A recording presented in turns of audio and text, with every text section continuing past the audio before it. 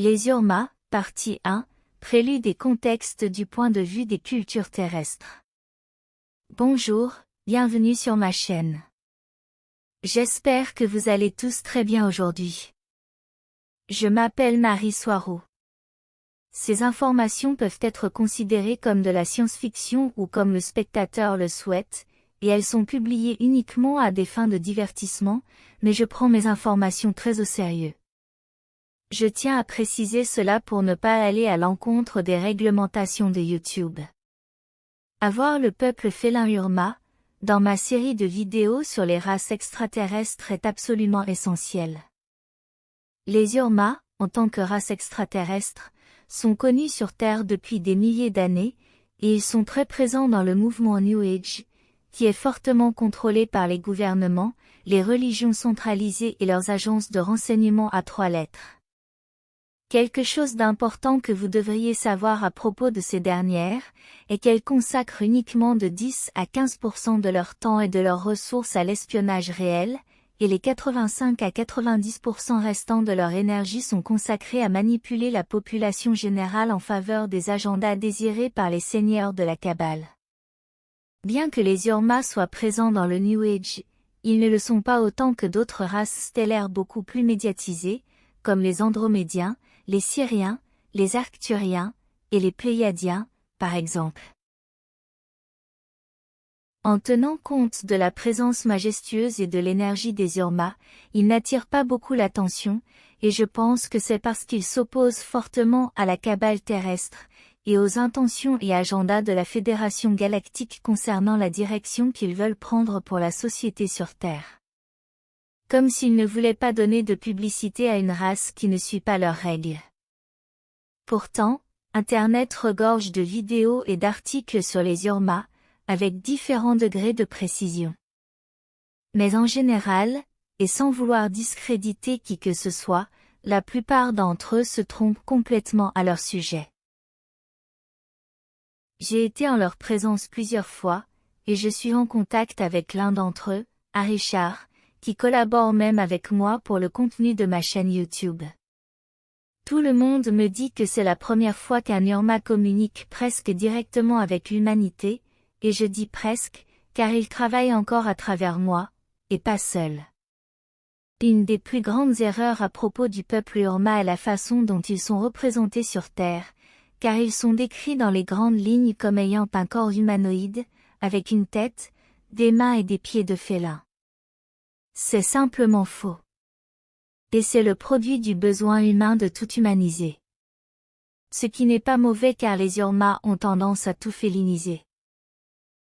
Cela vient très probablement de l'ancienne Égypte où certaines divinités étaient représentées et sculptées avec des têtes de chat, comme Mafdet, qui représente la justice, Bastet, qui représente la fertilité, et Sekhmet, qui représente le pouvoir, bien que la déesse Maat, qui représente l'énergie maternelle, soit souvent représentée en Égypte ancienne comme un chat.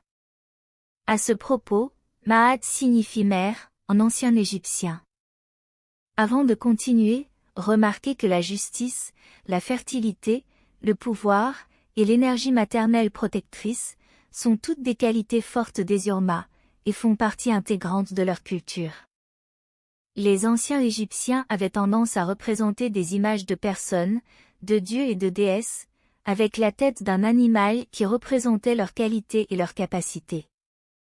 Donc si quelqu'un avait la tête d'un faucon, comme Horus, alors il pouvait voler. Dans ce cas, Horus en tant que dieu représente le soleil, qui vole à travers le ciel. Ou le dieu Inpu, mieux connu sous le nom d'Anubis, qui est représenté avec la tête d'un chacal, est le dieu des morts et de l'au-delà.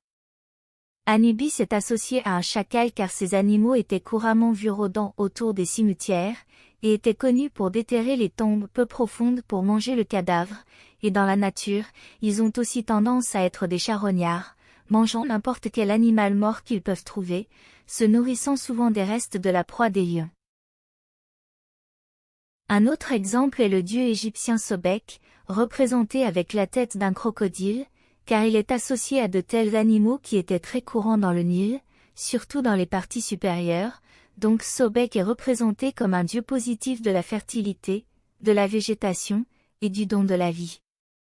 Parce que les anciens Égyptiens associaient la présence de crocodiles comme responsable de la montée du Nil pendant la saison des pluies, nourrissant le sol fertile autour de ses rives, favorisant ainsi la croissance des cultures dont les Égyptiens avaient besoin comme nourriture.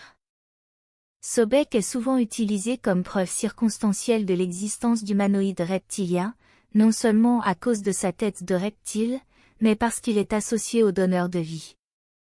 Il est donc lié à la manipulation génétique, ou à la création totale de l'humanité, comme le disent certaines interprétations des tablettes sumériennes. Elles ne doivent pas être prises comme vérité uniquement parce qu'elles contredisent les récits officiels, tant religieux que scientifiques, car elles ont également été écrites avec l'exacte même intention que les saintes écritures de toute religion établie, et c'est de contrôler et de manipuler la population générale. Et contrôler les gens avec des faux récits et des mensonges imposés n'est pas nouveau. Cela existe depuis longtemps, et tout texte ancien doit être pris et étudié avec le même degré de scepticisme et de prudence que tout autre. De mon point de vue, il est très clair que les humains n'ont pas été créés sur Terre, simplement parce que je sais qu'une espèce humaine lyrienne est très prolifique, et donc elle est présente sur d'innombrables planètes à travers la galaxie et par centaines de milliers, au moins. Et tout degré de manipulation génétique, bien que possible, et même prouvé, n'explique pas l'origine humaine en tant que telle, et cela ne limiterait que partiellement les attributs humains, car l'ADN a une forte tendance à revenir à son plan original, comme cela sera expliqué dans une autre vidéo prochaine. D'après ma compréhension, et celle de ma culture, tout changement génétique artificiel effectué sur les humains de la Terre est douteux, voire suspect, et ne représente aucun effet physique réel limitant pour la population générale, car la plupart des limitations sont faites uniquement par le contrôle mental, ce qui est plus que suffisant pour les intentions des contrôleurs de la Terre pour réaliser leur plan de contrôle de la population. D'autant plus que le contrôle mental et la gestion de la perception sont tout ce dont ils ont besoin pour provoquer des changements génétiques chez les sujets qu'ils veulent contrôler, car l'esprit et la conscience sont ce qui activent ou désactivent les gènes, comme expliqué en détail dans la science moderne de l'épigénétique.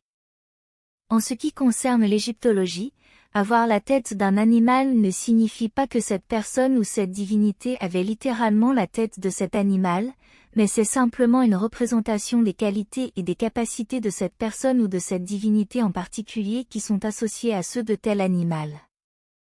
Cela étant dit, il existe également des preuves que plusieurs races stellaires ressemblant à des animaux ont effectivement visité et ont eu une grande influence sur l'ancienne Égypte.